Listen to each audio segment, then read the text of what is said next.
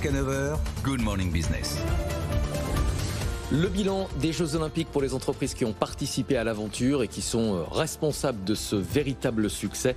On en parle avec Amir Nahaï, président de Potel & Chabot. Bonjour. Bonjour. Je suis ravi de vous accueillir. Vous êtes partenaire premium des Jeux Olympiques, spécialiste de la restauration événementielle.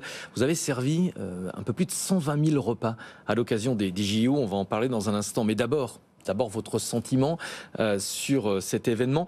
Tony Estanguet, le patron du comité d'organisation de Paris 2024, disait hier soir à la cérémonie de clôture, on espérait de la ferveur, on a eu de la passion. Est-ce que pour vous aussi, ça a dépassé les attentes ? Absolument, ça a dépassé toutes nos attentes. Quel privilège de pouvoir servir le monde, de pouvoir servir les athlètes, de pouvoir servir tous les invités qui sont venus en France.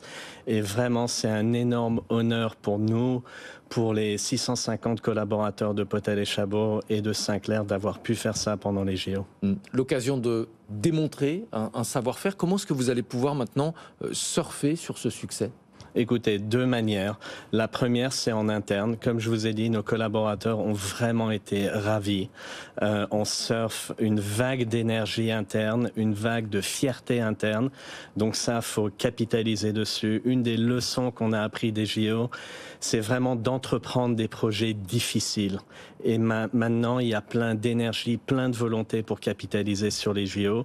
Et deuxièmement, c'est le savoir-faire qu'on a pu démontrer à tous les clients potentiels internationaux, que ça soit des donneurs d'ordre dans le monde des grands événements sportifs ou d'autres corporates qui ont vu le savoir-faire de la France, le savoir-faire de Potel & Chabot. C'est intéressant ce que vous dites. On parle souvent du succès des entreprises à l'international auprès de leurs clients. Là, vous nous dites, pour les équipes, c'est un énorme succès, c'est un facteur de cohésion et elles vont redémarrer à la rentrée gonflées à bloc. C'est vrai, absolument. Ouais. Et ça, je suis allé dans nos laboratoires la semaine dernière, dans nos cuisines, dans le 16e de Paris, 16e arrondissement de Paris, à Saint-Ouen-l'Aumône, dans notre centre de distribution à Besançon, et tout le monde est vraiment ravi d'avoir pu participer à ces Jeux. Près de 120 000 repas servis à l'occasion des Jeux Olympiques. Vous aviez quand même une grosse responsabilité puisque la gastronomie, ça fait aussi partie des vitrines de la France.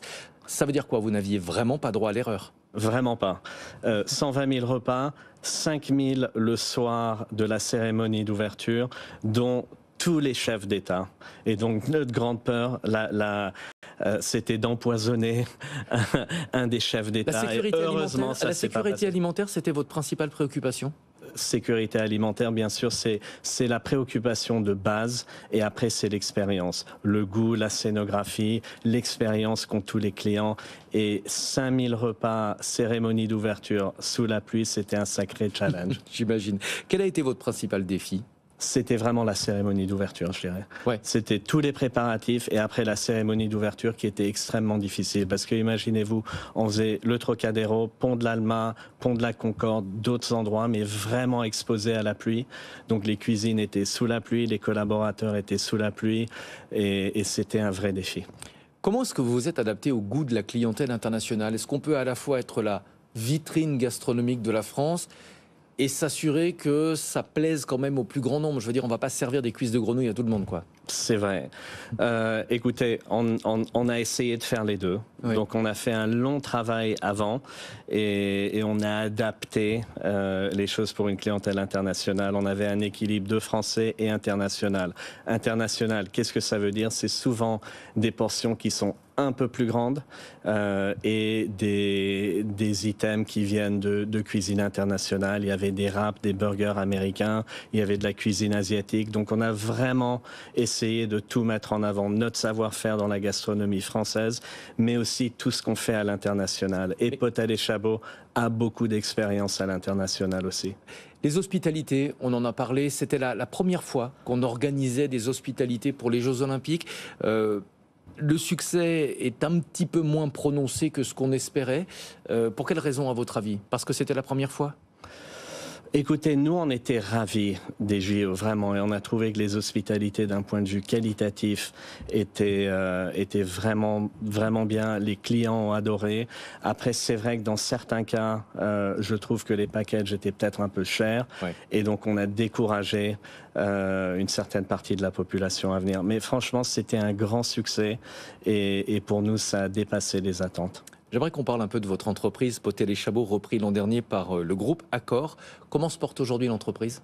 Très bien. Écoutez, oui. Accor connaît Potel & Chabot depuis longtemps. On a commencé notre investissement, je dis notre, c'est Accor a investi chez Potel & Chabot en 2017. Et en octobre de cette année, on a racheté les 60% qui ne nous appartenaient pas. Et donc Accor est maintenant actionnaire seul à 100% de Potel & Chabot et Sinclair, et ça se porte très bien. Ce qu'on a fait aux Jeux Olympiques, excusez-moi, c'est en partie grâce au soutien de Accor et des équipes de Accor. Justement, oui. Qu'est-ce que ce rachat vous a apporté ? Est-ce que vous auriez pu, sans cet actionnaire, être partenaire premium des Jeux Olympiques ? Non, certainement pas. On aurait participé aux JO, mais pas de cette manière. On n'aurait pas été aussi présent au Club France, par exemple. On n'aurait été pas aussi présent sur les sites olympiques, et on n'aurait pas eu la visibilité qu'on a. Donc certainement, l'appui de Accor, le soutien de Accor et la présence de Accor est significative dans le développement de la maison. Ça, c'est un message intéressant pour les chefs d'entreprise. Il ne faut pas avoir peur parfois de s'adosser à un grand groupe pour gagner en puissance, en force de frappe. Absolument, ouais. Absolument. Merci beaucoup d'être venu ce matin en plateau. Amir Nahaï, président de Potel & Chabot, félicitations pour cette performance, sans faute apparemment, pour la gastronomie française et pour l'image de notre pays à l'international. À très bientôt. Merci beaucoup.